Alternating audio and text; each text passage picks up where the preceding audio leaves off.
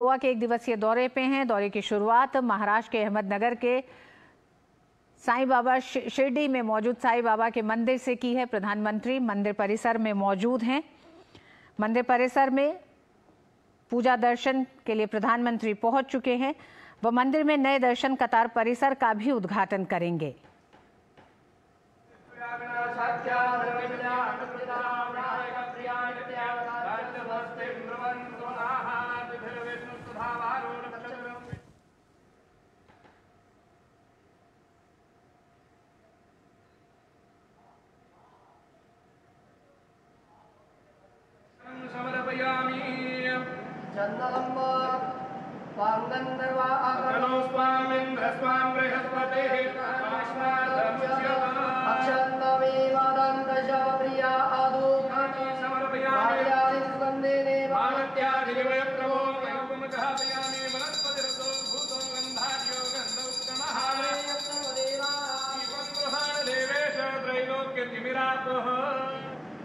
ओम प्राणाय स्वाहा, ओम वाणाय स्वाहा, ओम व्यानाय स्वाहा।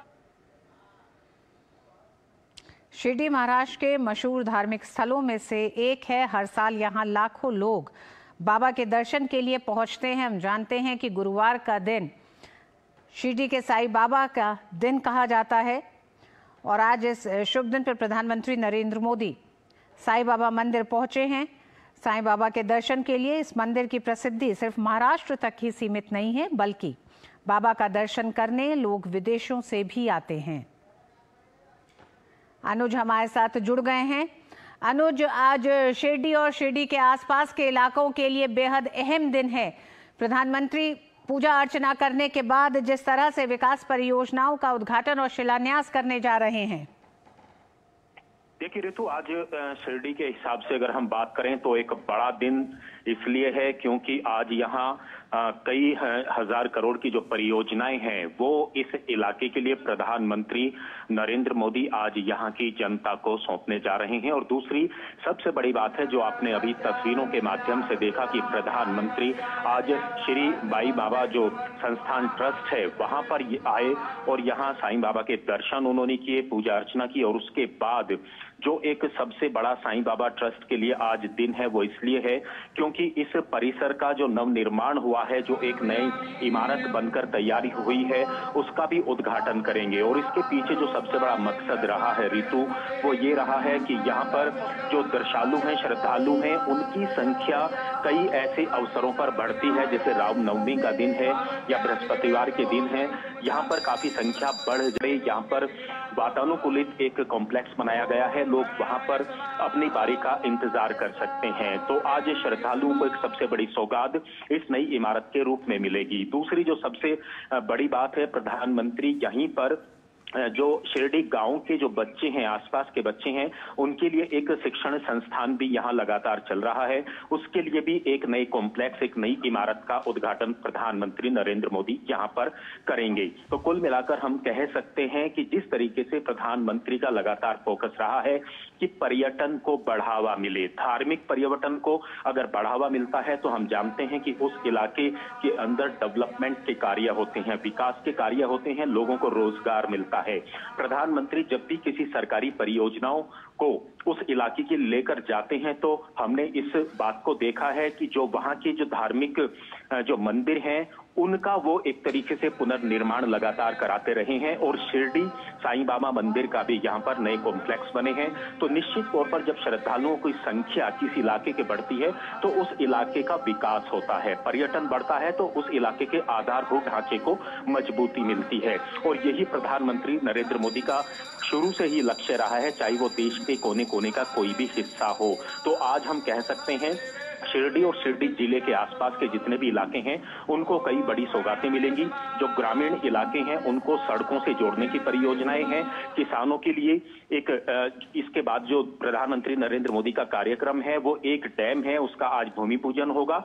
और वहीं से जो एक कैनाल है, नहर है, उसका उद्घाटन होगा। इससे वहां के जो हजारों लाखों किसान हैं उनको सिंचाई की अच्छी व्यवस्था मिलेगी। और कुछ तो ऐसे भी इलाके हैं, गांव हैं, जहां तक पीने के पानी की अच्छी व्यवस्था नहीं थी, आज वो पानी की पीने की अच्छी व्यवस्था वहां के लोगों को मिलने जा रही है। रेल यातायात की बात करें, उसमें भी एक नई लाइन का उद्घाटन होगा। और हम तो ऋतु इस बात को जानते हैं कि पहले शिरडी में अगर कोई लोग रेल से आता था तो उसको यहाँ से 30 किलोमीटर के आसपास दूर उतरना होता था, लेकिन अब ऐसा नहीं होता है, सीधी रेल शिरडी के अंदर आती है।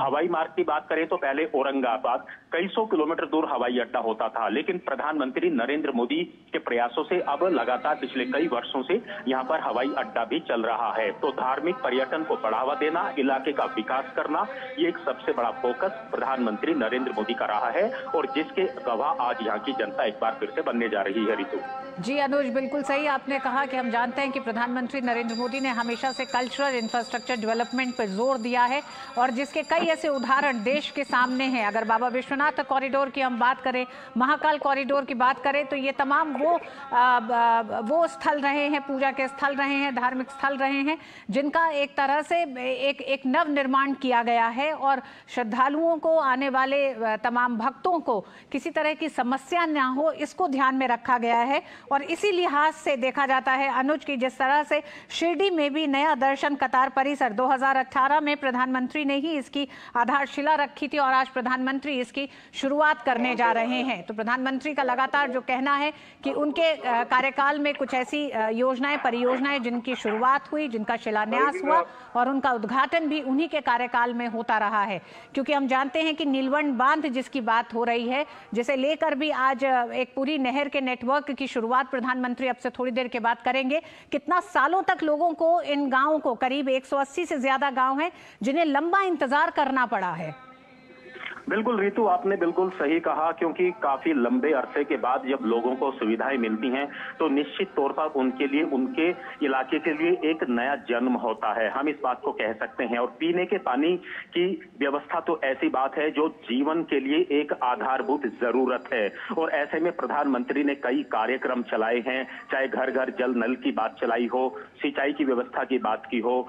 ये इस तरह की बातें हैं जो प्रधानमंत्री सीधे जो लोगों की जो समस्याएं हैं, जो निचले पायदान के लोग हैं, उनकी बातों को जब प्रधानमंत्री लगातार उनके इलाकों तक पहुंचाते हैं तो ये उनके लिए एक बड़ी बात होती है। तो निश्चित तौर पर ये महाराष्ट्र के ऐसे इलाके हैं, हमने तो ऋतु ऐसे भी दिन देखे हैं जब महाराष्ट्र के अंदर, विदर्भ ही नहीं बाकी कुछ ऐसे भी इलाके हुआ करते थे जहां पानी की पीने की समस्याएं मीडिया की हेडलाइन बना करती थी, अखबारों की हेडलाइन बना करती थी। किसान के लिए सिंचाई के पानी की कोई व्यवस्था नहीं होती थी।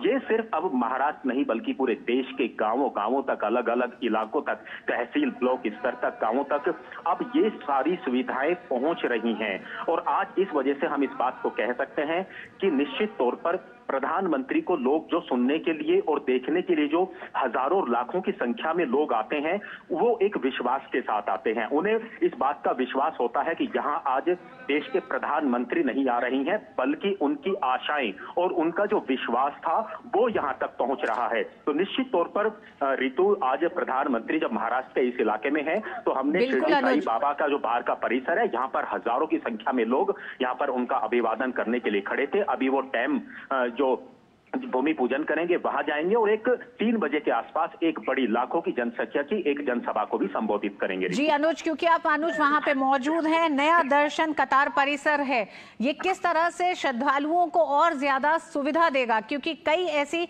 सुविधाएं इसमें शामिल की गई हैं जो आज अत्याधुनिक तौर पर, यानी कि टेक्नोलॉजी के इस्तेमाल से अब श्रद्धालुओं को यहाँ पहुंचने के बाद किसी तरह की कोई समस्या नहीं होगी। एक बड़ी संख्या में लोग यहाँ पे एकत्रित हो सकते हैं।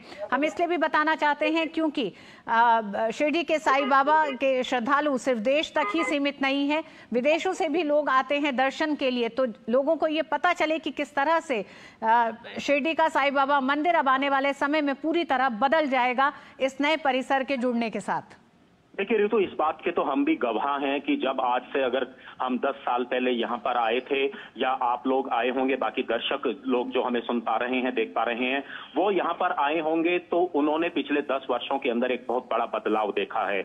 हम जानते हैं कि जो श्रद्धालु जब आते हैं और बड़ी लाइनें लगती हैं तो सड़क के किनारे ही जो है संस्थान ने शेड्स बनाए हुए हैं ताकि लोग उन शेड्स के अंदर बारिश और पानी से बचते हुए यहाँ पर आए, धूप से बचते हुए आए, लेकिन वो काफी नहीं होता है। हम जानते हैं कि इस इलाके इलाके के अंदर 12 महीने ज्यादातर जो तापमान है वो गर्म रहता है। इन्हीं बातों को ध्यान में रखते हुए जो नया कॉम्प्लेक्स बना है वो पूरी तरीके से ऋतु वातानुकूलित है, पूरी तरीके से एयर कंडीशनड है और सबसे अच्छी बात है कि लोगों को अब लाइनों में खड़ा नहीं होना पड़ेगा। वो वहां अपनी बारी का आराम से विश्राम कर सकते हैं, इंतजार कर सकते हैं और वहां पे बाकायदा वहां पे एक तरीके से बोर्ड लगाए गए हैं और उसमें ये सारी चीजें वहां दिखाई देती हैं, एलईडी दिखाई देती है कि आप कितनी देर में आपका नंबर आएगा। और दूसरी सबसे बड़ी बात है पीने के पानी की वहां व्यवस्था है। बच्चे अगर वहां हैं तो बच्चों के लिए एक अलग से इलाका है जो बच्चे वहां पर अपना विश्राम कर सकते हैं। तो बैठने की, बुजुर्गों के लिए, दिव्यांगों के लिए बैठने की व्यवस्था है।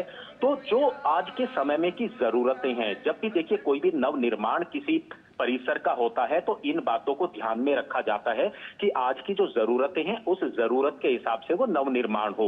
और ये जो परिसर के अंदर नव निर्माण हुआ है, चाहे वो शिक्षण संस्थान का कॉम्प्लेक्स हो या ये जो लंबी कतारें हैं उन गौशालाओं के लिए हो, तो निश्चित तौर पर ये काफी राहत और सुकून श्रद्धालुओं को देगा। हम तो आज सुबह जब ऋतु श्रद्धालुओं से बात कर रहे थे तो उन्होंने कहा कि हम आज से जब 5 साल पहले आए थे उसके बाद से पूरा नजारा बदला हुआ है। हम जानते हैं कि जब यहाँ पर जो 100वां शताब्दी वा जो समाधि जो उपलक्ष्य यहाँ पर मनाया गया था, उत्सव यहाँ पर मनाया गया था, उसमें प्रधानमंत्री नरेंद्र मोदी ही वर्ष 2018 में यहाँ पर आए थे और ये जो नए कॉम्प्लेक्स बने हैं इनका भूमि पूजन उन्होंने किया था। आज 5 वर्ष के बाद प्रधानमंत्री उनका उद्घाटन कर रहे हैं। ये एक सबसे बड़ा उदाहरण है कि अगर सरकारों की नीति और नीयत अच्छी हो, जनसेवकों की नीति और नीयत अच्छी हो, तो समयबद्ध तरीके से किस तरीके से कार्य किया जा सकता है। इस चर्चा की हमने जो है यहाँ पर हमने बातें सुनी है, लोग इस बात की चर्चाएं कर रहे थे और आपने जिस तरीके से कहा सिर्फ भारत वर्ष से नहीं बल्कि दुनिया भर के लोग, पर्यटक यहाँ पर आते हैं, श्रद्धालु यहाँ पर आते हैं,